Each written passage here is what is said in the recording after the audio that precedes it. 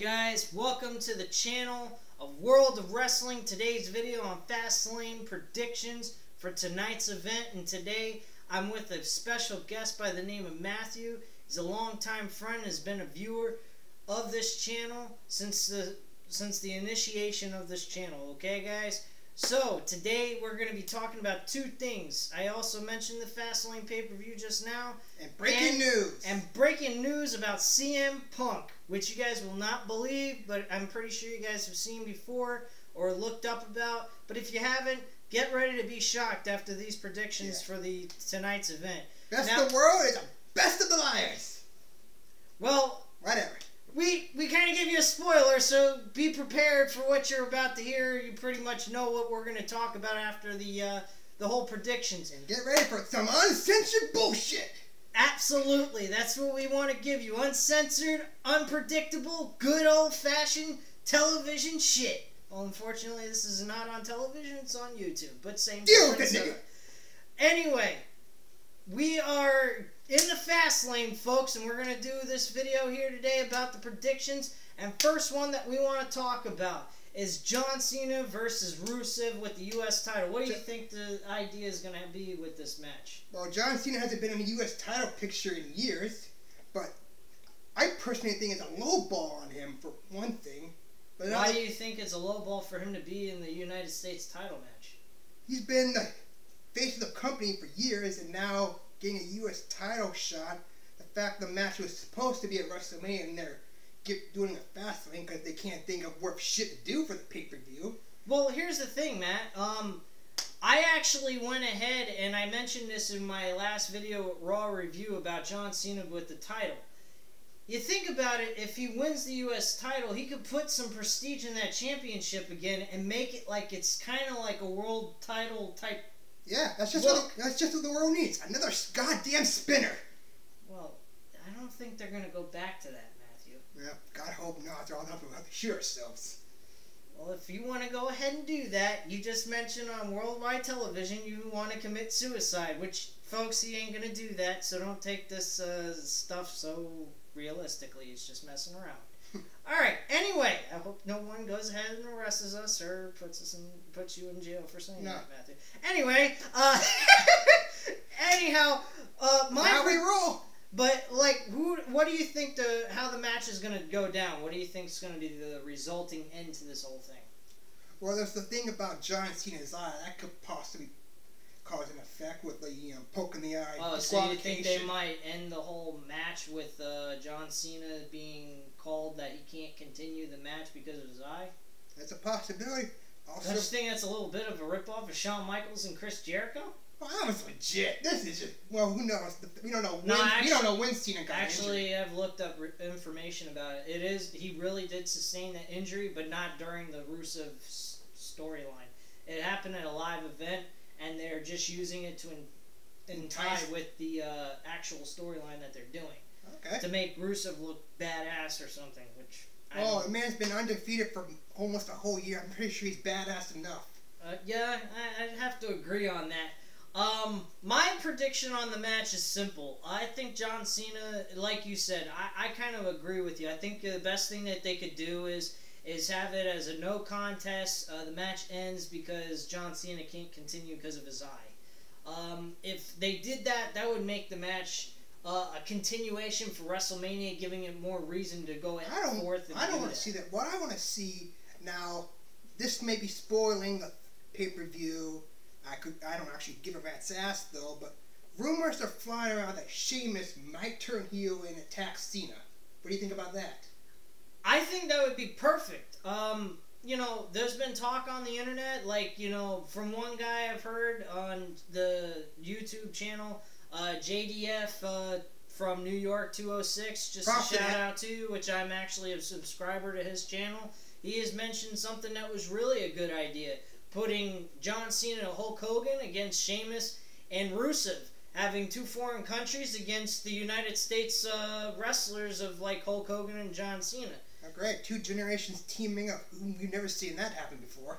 Well, yeah, we did. Shawn Michaels and Hulk Hogan against the Iraqi guys from Davari and Muhammad Hassan. Yes. Wow, that's some old stuff right Yeah. there.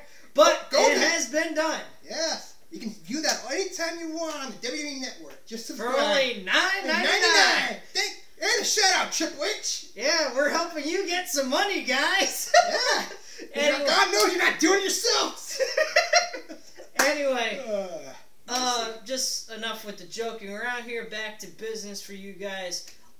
So another match that's just been thrown on the card recently after SmackDown was the 6-man tag team match with Seth Rollins' team consumed of Big Show and Kane, and the other side is Dolph Ziggler, Eric Rowan, and Ryback. What do you think of that match? well, you can't exclude Jay and Jay Security. They've been involved for months, and God, do I hate their asses.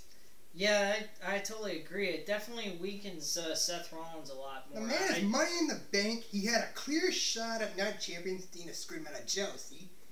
But point is, Jay and Jay Security just gotta go. Yeah, they're not. I don't agree with the usage of these guys. They're really hurting Seth Rollins, in my opinion, because it makes him look like a weak heel. And you don't The want to guy do that. owned Lesnar for almost the entire match. Yeah, that was a really great match, and of course everyone knows about it. And I think it was an awesome match. And you're just making him weak when you have those two guys with him. It was bad. I don't think they don't even really need it. It's bad enough he was bitching about the Authority being gone, but now he needs two guys babysitting him. Yeah, it's just kind of stupid. I totally agree with you, Matthew, on that.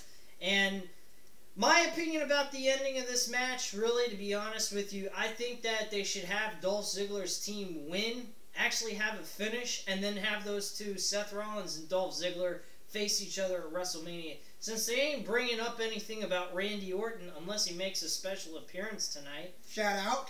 Looking forward to seeing you if you show up. Yep, he's, wearing the shirt of Randy Orton.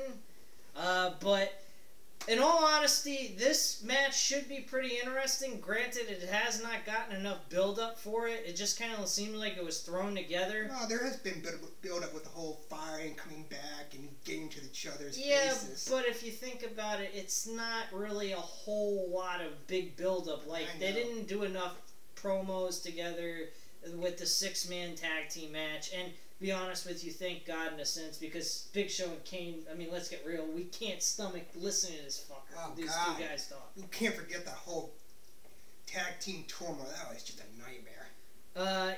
Yeah, I didn't watch SmackDown that night. But thank God you didn't miss nothing. Yeah, I knew I wasn't missing nothing. Anyway, yeah, so that match should be pretty interesting. I mean, granted, I really do think that, my idea is I think that Seth Rollins should face Dolph Ziggler at WrestleMania. Scrap the whole Dolph Ziggler and Ryback idea tag team match and throw that out and forget about it. And unless they have Randy Orton appear out of nowhere and show up for this event, I think it's a dud. A dud. Yeah, it's pretty much like my guest here said. It's a dud. I mean, there's no reason to do this. This is pointless. It's happened so many times on Raw and SmackDown. Just put the final nail in the coffin already. Well, to be honest with you, Matthew, if Randy Orton would have returned after Royal Rumble or during the Royal Rumble pay-per-view, it would have worked. They could have built up for 2 months for a WrestleMania match, but they didn't. So, really, if you think about it, they'd just be cramming a whole lot of build-up in 1 month, and you don't really want to do that. If you're going to have a WrestleMania match, you want to have some kind of build-up, and Dolph Ziggler and Seth Rollins have been starting to have some sort of build-up leading into this pay-per-view, and if they continue, they could even have a better build-up going into WrestleMania. Yeah. And with Ziggler's whole show steal, that could be props for that. Dude, those two guys wrestle really well, and Seth Rollins proved himself against Daniel Bryan. I mean, that match at Monday Night Raw for that #1 contenders shot against Roman Reigns for his championship match was unbelievable. I mean, yeah. And we'll get more into the whole Reigns and Daniel Bryan a little later. Which is definitely the biggest thing on the Now, card. another match they just threw together as some sort of filler. Brother versus brother. Yeah, Stardust and Goldust. What do you think about that? It's a little too soon. I mean, you can see the frustration, but character-wise, I'm thinking Cody's getting too self-absorbed in this whole Stardust gimmick. I personally feel they can't go anywhere with the Stardust character. I mean, it really is ridiculous. I mean, how can you buy into Cody Rhodes becoming the champion with this character? You can't. I mean, Dustin Rhodes, Goldust, he's had years, the Attitude Era, and they've done some pretty bizarre. But here's the thing. He could have became a champion, but they didn't really have him playing a solid character. This character Dustin Rhodes was playing proves fact that he could not become a world champion with this type of character. I mean, he became hardcore tag team. Yeah, tag team, Intercontinental champion too, like 2 or 3 times, maybe even 4. But he would never become a world champion. Yeah, you can't buy into it. I mean, I could have bought that when he was in that other company. What, TNA? Well, with the whole Black Reign. That was kind of pretty interesting, but we're not going to the whole history of Dustin Rhodes' gimmicks. I mean, that's just will take forever. Yeah, he's had so many gimmicks, it's ridiculous. God forbid we touch that whole S&M angle. Yeah, let's not get into that. That's God forbid. God forbid kids watching this. I don't want them to hear this. Just go on the network and find out. Yeah, you could do that, or you could just not bother looking at it at all. But yeah, I personally feel the same way, Matthew. I think that the idea of them going ahead and having these two face each other is way too soon, and they need to get the Stardust gimmick off Cody Rhodes. He needs to become Cody Rhodes. What did you think of the whole thing that he said to his father on Monday Night Raw? I mean, it does deal with what we're talking about, but it is a little bit off of what we're supposed to be talking about. We're talking about Dusty Rhodes, a Hall of Famer, former world champion, and for his son to just say, "You're dead to me?" You know what, Cody? Stardust? F you! And again, censorship to the kids. Well, anyway, I'll just give a warning to anyone that's watching this that's a child. Do not view this. Yes.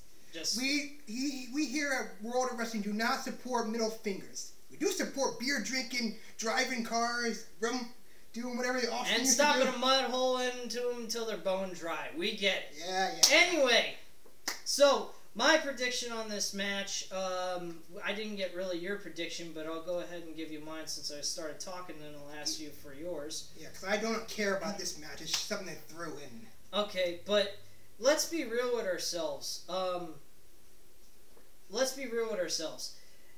This match really is not going to go nowhere. It's going to have a bland finish. There's not going to be really a finish at all. I really don't see it having a finish whatsoever. I see it being a brawl like Roman Reigns and Daniel Bryan was at Monday Night Raw this past week, and just being a double count out, and that's the end of that. And if there's a finisher, probably Cody's going to hit probably that Beautiful Disaster or Crossroads or whatever he's doing nowadays. But pretty much, it's just going to be a huge ass bomb. Yeah, it's not going to work. They should have built this up to WrestleMania. This whole pay-per-view is what you would call an ass pull. They just pulled it out of their ass and just threw it on the card. That's it. That's really what it is. That's the main problem with WWE these days. They don't build anything up. They used to do that all the time. They used to have their stuff structured, know what the heck they're doing. Now, granted, when we get to the Roman Reigns, Daniel Bryan thing, this situation is going to be a little different, which makes it interesting. Now, here's a match that has some sort of structure and is interesting. The tag team title match. That's what I was just about to say. Thanks for bringing that up. This match is probably going to be the most intriguing match outside of the Daniel Bryan Roman Reigns match on the card, outside of that main event match. This match is going to be very interesting, seeing Cesaro and Tyson Kidd together, because they have proven on Monday Night Raw 2 weeks ago that they can put on a good match with these two. And they pretty much when you defeat the tag team champions in a match, just right before their father gets announced into the Hall of Fame, props goes to Rikishi. Yeah. They pretty much have their number. Well, if you think about it, it wasn't just how the match ended. It wasn't the result of the match. It was how they wrestled in that match that made it so intriguing, which makes me believe that, yes, they could possibly become the WWE Tag Team Champions tonight. Yeah. The only problem I have concern with, and I'm sure it's not going to be a factor, but you got to consider it, the wives are in the corner.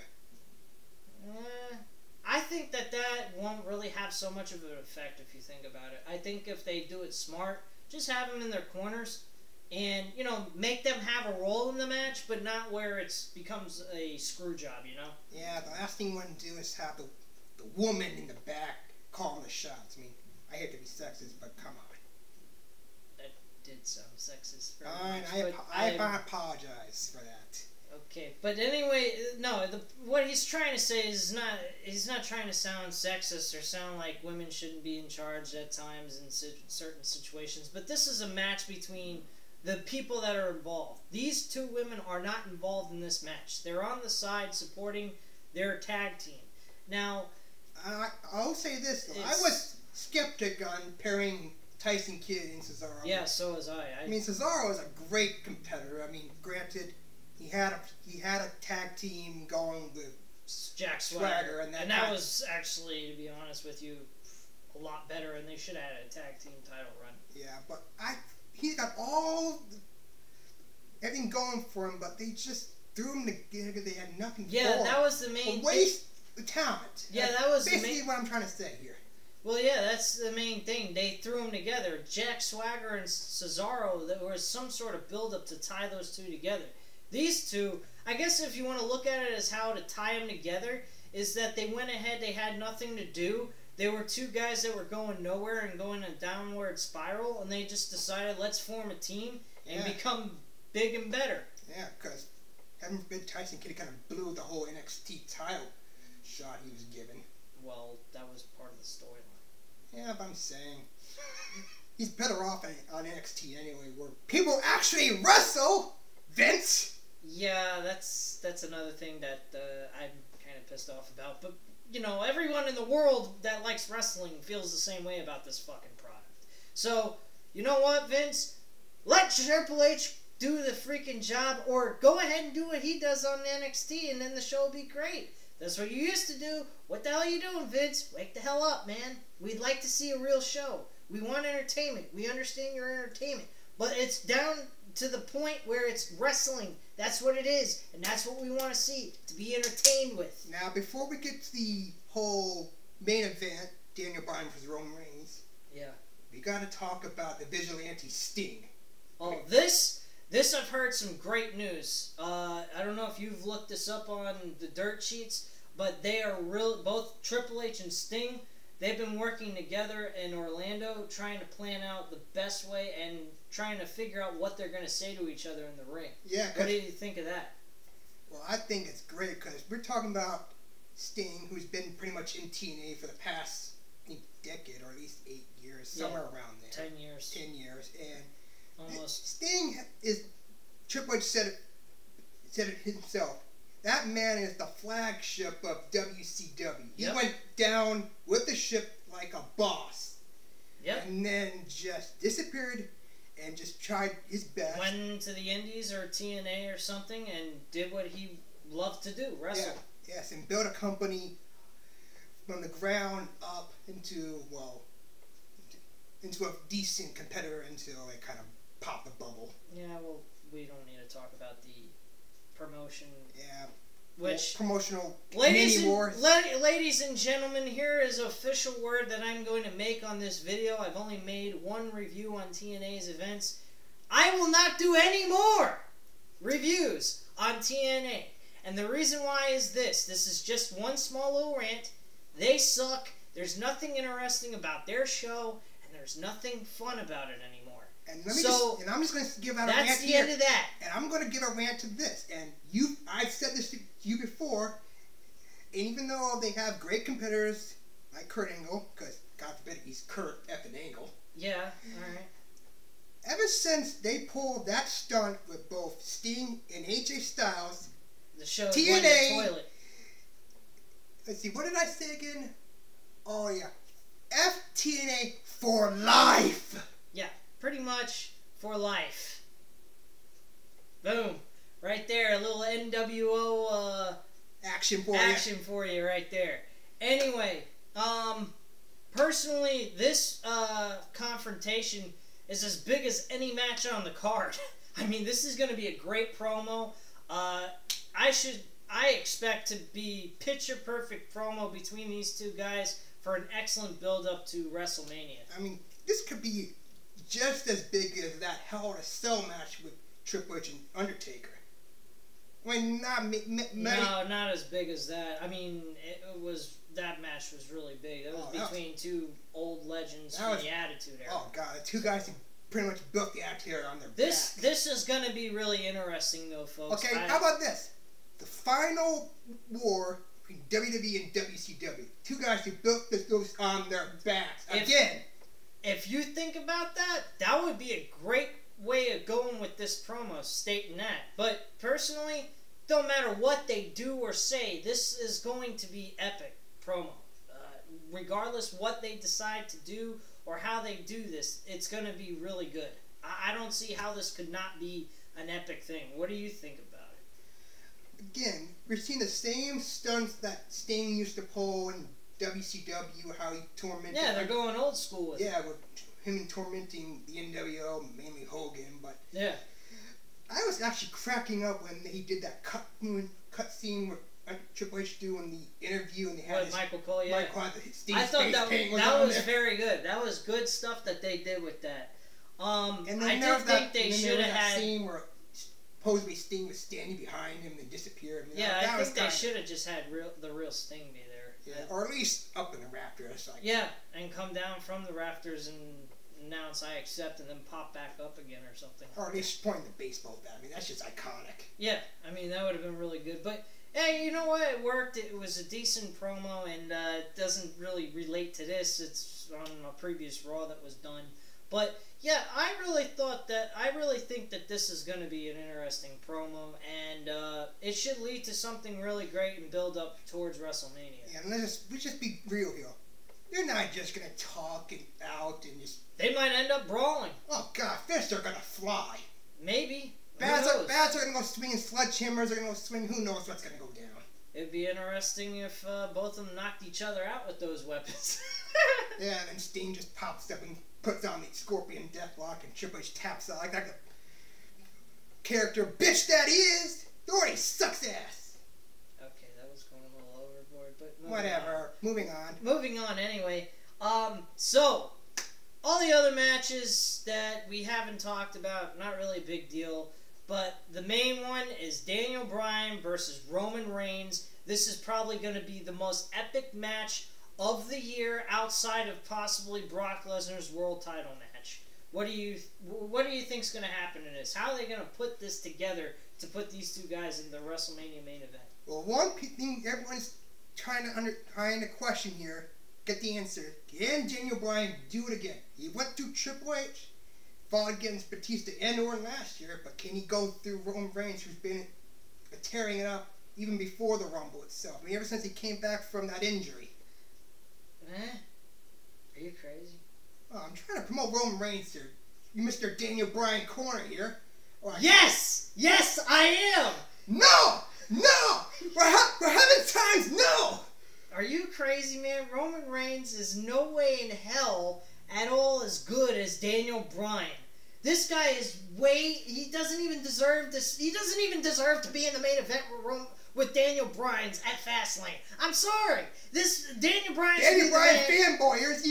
A couple months ago, he had his own little goat beard growing. Yeah, okay, whatever, man. The reality is this: Daniel Bryan's wrestling. Roman Reigns is just an entertainer.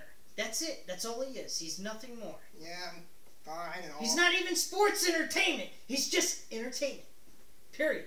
Yeah, say that when your fist goes flying in your face.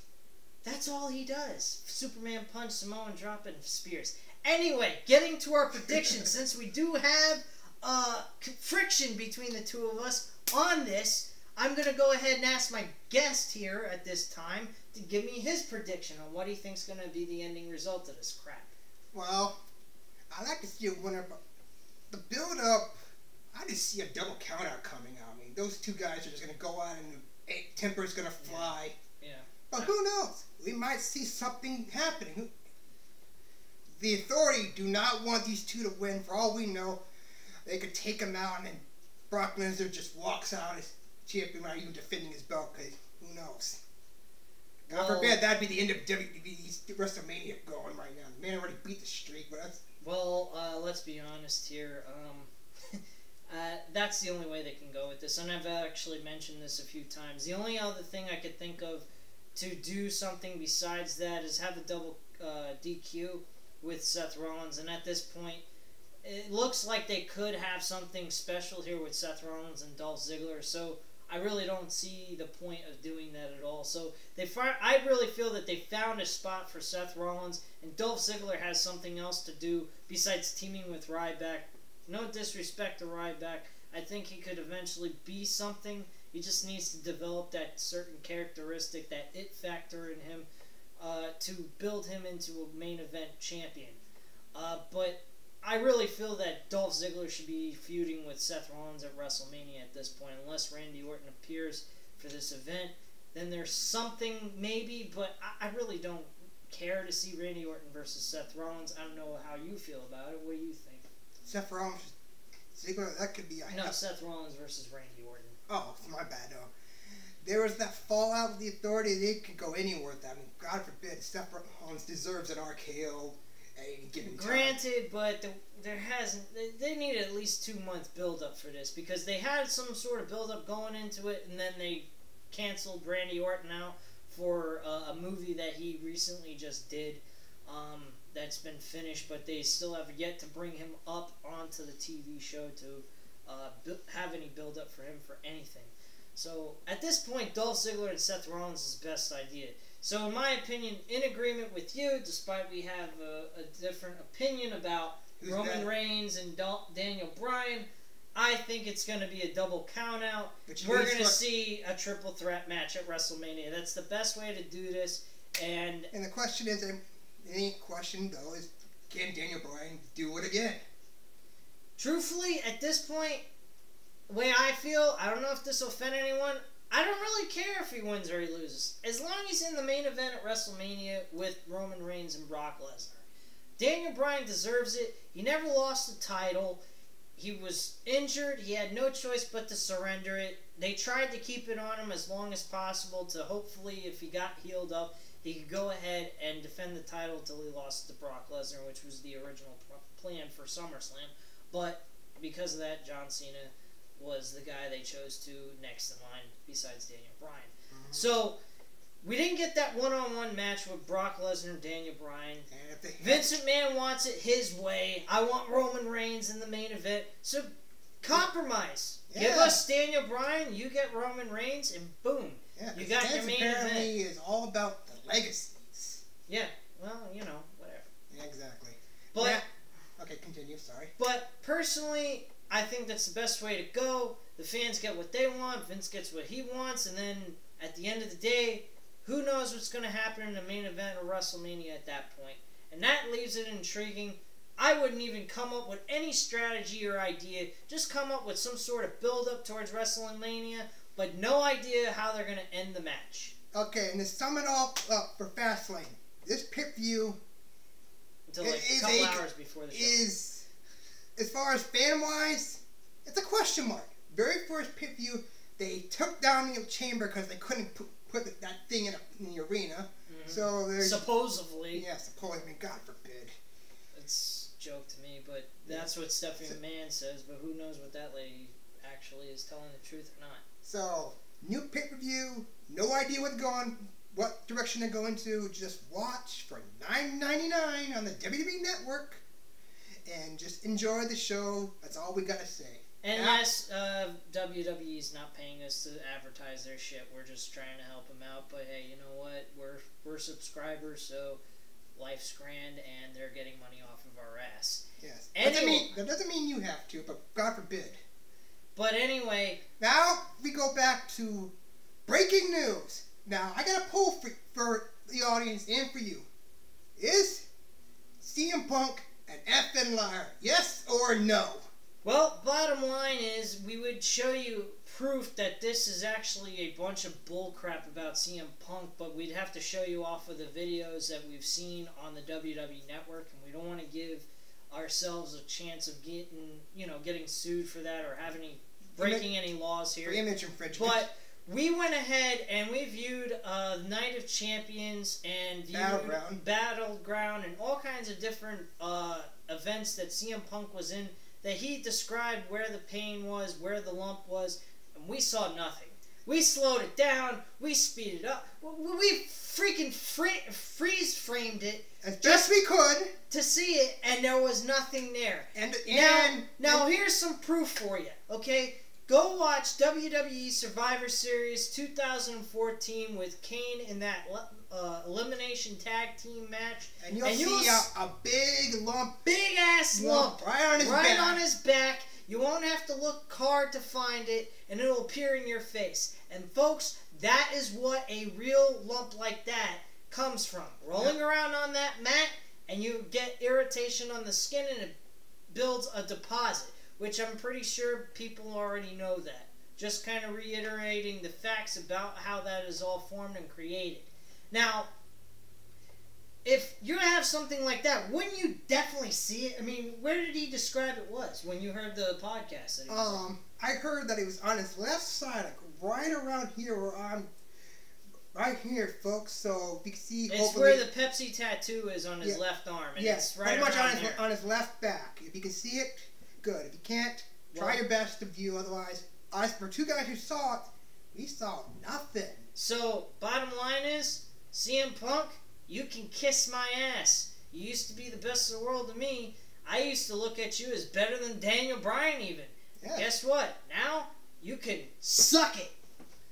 So, So, bottom line is, I hope CM Punk gets his ass kicked at UFC because I'm going to watch it. Regardless what I think of him, I hope he gets killed because I can't stomach him anymore.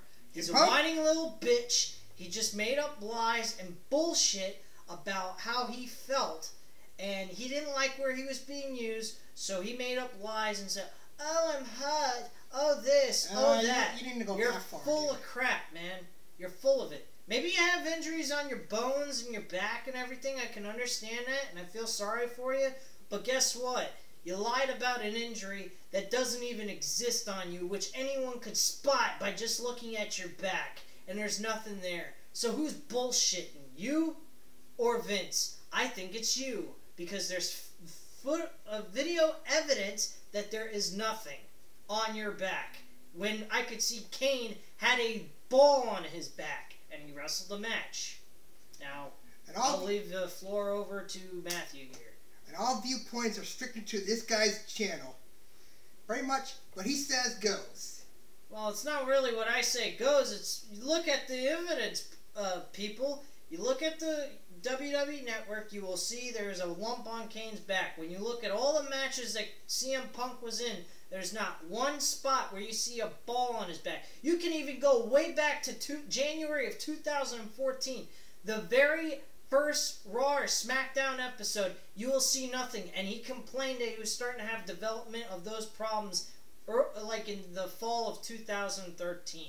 So give me a break, CM Punk. You're a liar and you have no proof. You're just a liar. You want to prove us wrong? You go to UFC and you own them. I don't really care if he does or he doesn't. He's a little lying sack of shit. And anyway, bottom line is, people, I don't like CM Punk anymore. I think he's a fabulous wrestler. As a person, I think he's a bullshit artist. And he just didn't want to do what he had to do as a professional. And that's live out a storyline that he was asked to do with Triple H. And because he didn't get what he wanted, he bitched and complained. If he had the world title match with Daniel Bryan, he wouldn't have said a word about it. That's all speculation, but who knows what would or would not have happened. Anyway, folks, I'm Matt. And hey, this is my channel, mofo. I'm taking over. You're not taking over squat. Anyway, thanks for watching, guys. It was a pleasure speaking with you today. I had a great time with my guest today. Again, this is BJ. Bruce right here. I'm Matt, and you're watching World of Wrestling. So long, folks. Bye-bye. Adios.